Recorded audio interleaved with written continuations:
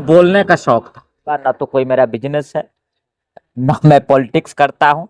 Dubai जाते हैं, Saudi अरब जाते हैं, कतर जाते हैं, बहरीन जाते हैं, कुवैत जाते हैं, यानी दूसरे देशों में प्लान करते हैं। और हाइट कम है, मैं तो बिल्कुल अप्रिशिएट करता हूँ आपको। मेरे जिले के लोग या मेरे दोस्त या मेरे दुश्मन, मैं इन बातों को खैर ऑन कैमरा बोलना भी नहीं चाहता। मैं कोई हिस्ट्री ज्योग्राफी नहीं पढ़ रखा, मैंने हमेशा साइंस पढ़ा। और कामरान भाई जो कि अच्छा काम करते हैं, बेनीपट्टी प्रखंड से हैं, के फॉर यू चैनल है, जितने भी लोग हैं हमें जानते हैं, तो भाई को भी सपोर्ट कीजिए। आदाब दोस्तों, मैं हूं कामरान और आप देखना शुरू कर चुके हैं K4U न्यूज। दोस्तों, आज हम आपकी मुलाकात एक ऐसी शख्सियत से कराने जा रहे हैं जो अपने आप में एक मिसाल है, एक प्रेरणा स्रोत है, जिन्होंने बिहार भर की यात्रा की है, भ्रमण किया है और अलग अलग बिहार के मुद्दे को, ग्रामीण मुद्दों को देखा है, समझा है। यहाँ की संस्कृति, यहाँ का पॉलिटिक्स, यहाँ का इतिहास और दीगर चीज़ों को इन्होंने बहुत अच्छे से समझा है और एक आम लोगों का मुद्दा, जो जनहित का मुद्दा होता है, उनको जमीन से उठाकर, सड़कों से उठाकर सदन तक पहुंचाने का भी काम किया है। जब फैज़ भाई अपने मन से आवाज़ देते हैं तो लोगों को, मजलूम को इंसाफ मिलता है। और इनके अलावा फैज़ भाई को आप देख सकते हैं कि अपने आप में एक प्रेरणा स्रोत है। लोग कहते हैं कि कम हाइट के हैं, कभी मुझे लगता है कि इनके मजाक भी बने होंगे, लेकिन फैज़ भाई नेगेटिव आर्ग्यूमेंट्स को, नेगेटिव कमेंट्स को हटा देते हैं और लगातार इन आर्गुमेंट और कमेंट को सुनने के बावजूद आज आगे बढ़े हैं, लाखों के सब्सक्राइबर्स में पहुंचे हैं, एक अच्छे चर्चित फेस बने हैं और लोगों के लिए काफ़ी काम किए हैं। तो आज चूंकि फैज़ भाई मुझे वक्त दिए हैं, फैज़ भाई तो आपका बहुत बहुत शुक्रिया हमारे K4U न्यूज़ मंच पर। आपका भी बहुत बहुत शुक्रिया। ओके जी, मैं पहला सवाल आपसे ये करना चाहूँगा कि आपकी जर्नी कैसे स्टार्ट हुई? जर्नी जी पत्रकारिता में जर्नी, जी, क्या अरे हम लोग तो खैर खुद को पत्रकार नहीं कह बोलते भी नहीं है, कहते भी नहीं है, लेकिन काम पत्रकार वाला ही होता है। जी। ठीक है, एक यूट्यूबर जी। जैसे आप हैं, वैसे आज हम। मैन स्ट्रीम मीडिया पे लोग ट्रस्ट भी नहीं करते, तो हम जैसे लोगों पे ही। मीडिया पे ट्रस्ट तो लोग पहले ही छोड़ दिया ना। जी। अब पिछले 5-7 सालों में लोगों का जो विश्वास खत्म हुआ है main stream media, national media से, अब कहीं ना कहीं जो खबर, जो सच्ची खबर है, जी।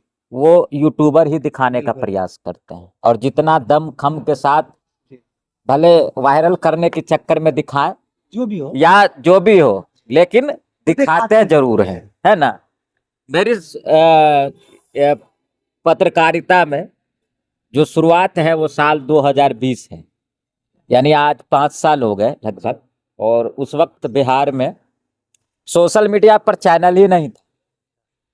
ठीक है, 2020 की बात करें आप तो बहुत कम बड़े बड़े चैनल थे। आज तक हो गया ये सब जो चैनल है, हाँ, और वो लोग थे तो बहुत कम थे। जो यूट्यूबर है ना, वो नहीं, ना के बराबर थे, नहीं थे कह सकते हैं आप। तो उस वक्त मुझे लगा कि नहीं, मुझे बोलने का शौक था। ठीक है, कि मैं कहाँ बोलूँ, एक प्लेटफॉर्म मिले मुझे जो मैं बोलूँ तो लोग मुझे सुने। तो मैंने बोलना शुरू किया, मैंने एक चैनल शुरुआत किया और उसके बाद मैंने बोलना शुरू किया, लोगों ने सुनना शुरू किया। लोग थोड़ा सा मतलब कहते हैं ना, उन्हें अच्छा लगता था, मेरी बातों से लोग सहमत होते थे, मैं मुद्दे उठाता था, तो लोगों ने सुनना शुरू किया। मुझे भी अंदर से हौसला मिला, तो मैंने भी, अब जो भी है मेरा यही फील्ड है, पत्रकारिता है। इसके अलावा ना तो कोई मेरा बिजनेस है, ना मैं पॉलिटिक्स करता हूँ। बस सच्चे मन से लोगों के साथ जुड़ा रहता हूँ। जो मुद्दे हैं, जो जेन्युइन मुद्दे हैं, जो लोगों की समस्या है, वो हम उठाने की कोशिश करते हैं। देखा जाए, आपने बताया कि हाँ। 2020 से आज 2025-26 आने पे है, मतलब 5 से 6 साल का गैप हो चुका है। इन 5-6 साल में आपने क्या सीखा, क्या समझा और क्या लगा कि आवाम को कैसे लोगों की जरूरत है, कैसे जर्नलिज्म की जरूरत है, कैसे मंच की जरूरत है? देखिए, बीते 5 सालों में हमने जो देखा है, पूरे बिहार में हम लगभग लगभग घूम चुके हैं। और समस्या जो आपके मधुबनी जिला में है, वही समस्या दरभंगा में है, वही समस्या सीतामढ़ी में है, वही समस्या समस्तीपुर में है, वही समस्या पटना में भी। ठीक है, यानी एक जिला दूसरे जिला से समस्याओं में अलग नहीं है, भिन्न नहीं है, डिफरेंट नहीं। ठीक है, अगर आपके जिला में भ्रष्टाचार है तो वो पटना जिला में भी भ्रष्टाचार, पूरे बिहार में भ्रष्टाचार है। रोड नाला सड़क की स्थिति अगर आपके जिला में खराब है, हो सकता है आपकी तरफ ज्यादा हो, लेकिन हर जगह की यही हाल है। लोग कहीं ना कहीं महंगाई से त्रस्त है, लोग कहीं ना कहीं जो है गलत नेताओं का चयन करके जो है त्रस्त हैं। मतलब जिस पर भरोसा किया उन्होंने, उन नेताओं ने बिहार की जनता को उनका ठगा, साथ नहीं दिया। है ना। हाँ। तो जो भी चीजें हैं जो आप देख रहे हैं ना, वही पूरे बिहार में। और मैंने बीते 5 सालों में मैं तो यही देख रहा हूं कि बिहार की जनता और जनता का विकास नहीं हो पाया है। आज भी बिहार के जो युवा वर्ग हैं वो पलायन करने को मजबूर हैं।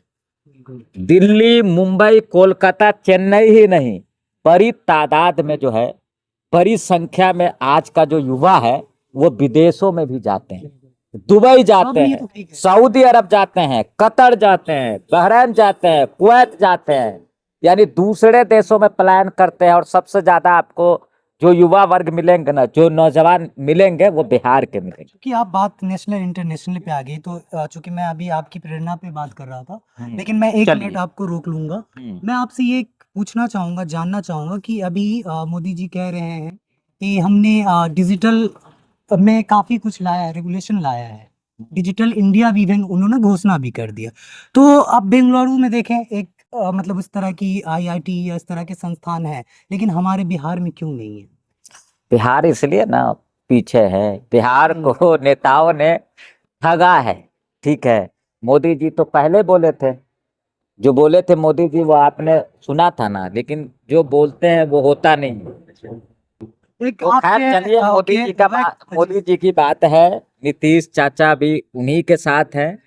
अब जो हो, अब आगे देखिए 2025 में क्या होता है। ओके, है ना? व्यक्तिगत हम सवाल पे आते हैं। आपकी हाइट कम है, मैं तो बिल्कुल अप्रिशिएट करता हूँ आपको, लेकिन आवाम या लोग या आपके ग्रामीण ने जब आप फर्स्ट डे यूट्यूब पर आए या फेसबुक पर आए, तो उस बीच में आपको कैसा कमेंट सुनने को मिलता था, या आप इन चीज़ों का कैसे कैसे फेस करते थे? कभी आपको मुश्किल सामने आई? अब मुश्किल तो सामने आती ही है, बहुत सारी मुश्किलों का सामना करना पड़ा, दिक्कत तो हुई कहीं ना कहीं। ठीक है, लेकिन अब खैर लोग क्या सोचते थे, मेरे ग्रामीण, मेरे जिले के लोग या मेरे दोस्त या मेरे दुश्मन, मैं इन बातों को खैर ऑन कैमरा बोलना भी नहीं चाहता। मुझे लगता है कि ये बहुत छोटी सी बात है और मुझे बोलना भी नहीं चाहिए। जो लोग जो सोचते हैं सोचने दीजिए, उनका काम है सोचना। बाकी कोई ज्यादा परेशानी मुझे नहीं हुई। मुझे जो अंदर से जो मन था, जो उमंग था, जो लोग हमसे एक्सपेक्ट करते थे, जो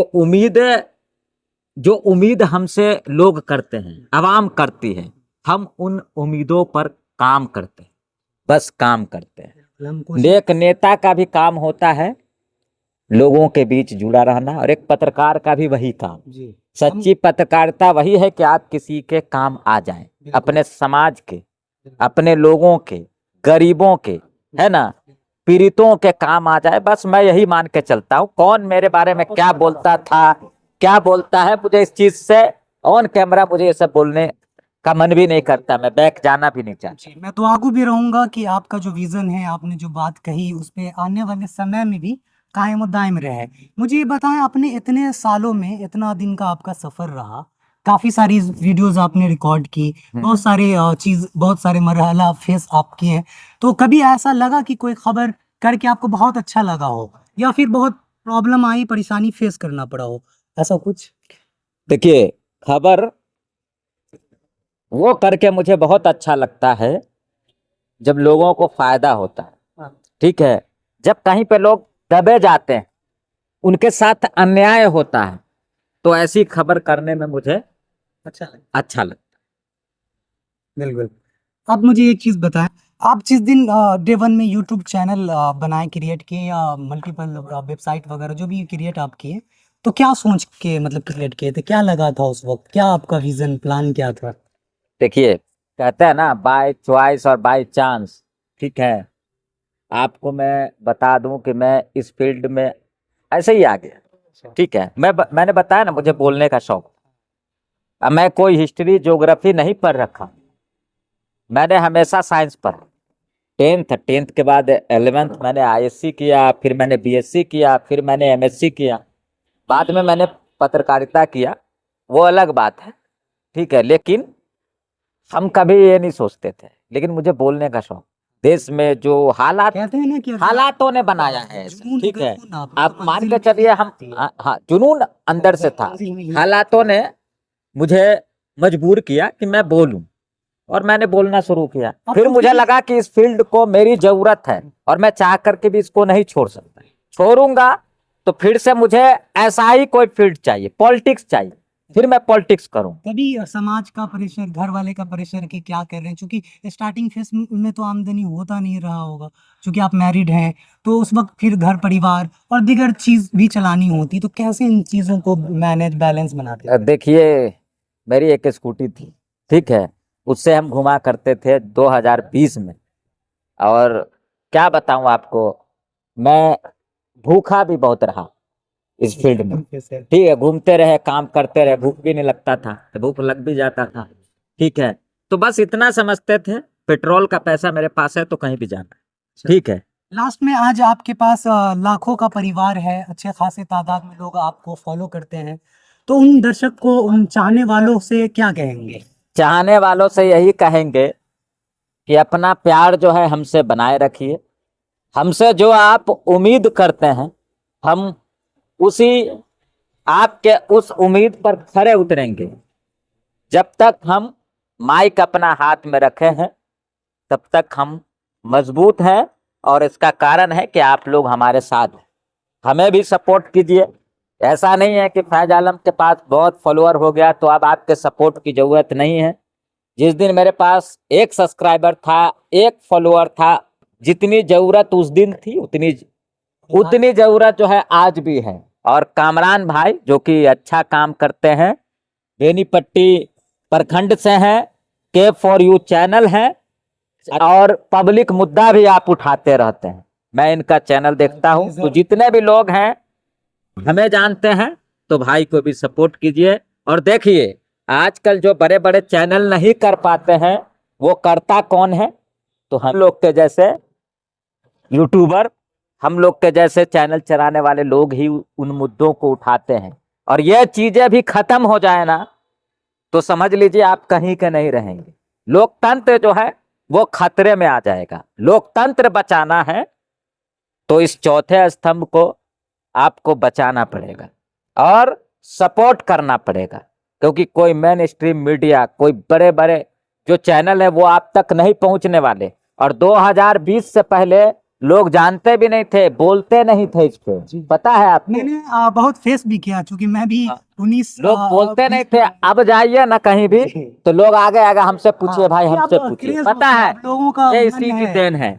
ये थे हमारे बहुत अच्छे मित्र, दोस्त और फैज आलम भाई, जिनको मैं लगातार फॉलो भी करता हूँ और काफ़ी समय से मैं इनको देखता भी हूँ। और स्पेशली कहूँ तो फैज भाई से काफ़ी कुछ सीखने का भी है, इनकी जर्नी से सीखने का, इनको देखने का भी है। अपने आप में एक मिसाल है, अपने आप में कमाल है, अपने आप में एक पर्सनालिटी है। और फैज भाई जितनी बेहतरी से, जितना तत्परता से ये काम करते हैं, मिनटों का काम मुझे लगता है सेकंडों में करने की कोशिश रखते हैं। बल्कि कहते हैं ना कि मेहनत अगर लगन से करें अपना, तो मंजिल मिल ही जाती है। तो फैज भाई कहीं ना कहीं उन चीज़ों को आज जाके हासिल भी कर रहे हैं। और मैं दुआगो भी रहूंगा कि फैज भाई आज 1 पे हैं तो कल लाख में पहुंचे। तो आप देख रहे थे K4U न्यूज़। सबसे पहले इसी तरह का लेटेस्ट अपडेट पाने के लिए हमारे साथ बने रहें। धन्यवाद, थैंक यू।